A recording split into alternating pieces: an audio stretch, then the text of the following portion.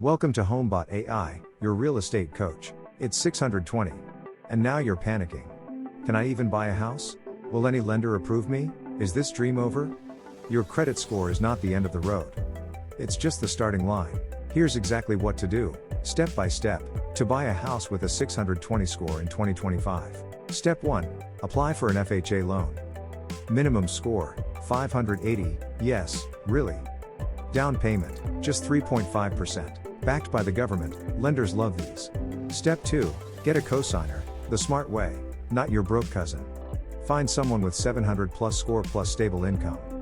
Pro tip, some lenders let co-signers come off the loan after 12 on-time payments. Step 3. Use a non-QM loan, yes, they exist. Non-qualified mortgage, for people who don't fit the box. No job? Self-employed? Bad credit? They don't care, as long as you have the cash flow. Interest rates are higher. But you get in the door. Step 4. Fix your score fast, 90-day game plan. Pay down credit cards to under 30% balance. Dispute errors, 1 in 5 credit reports have mistakes. Become an authorized user on someone else's old card, instant boost. Bonus, some lenders use rental payment history now. If you've paid rent on time for 12 plus months, they'll count it like a loan. I'm not a lender. I'm your AI home coach. This is how real people with 620 scores bought houses in 2024. And you can too in 2025.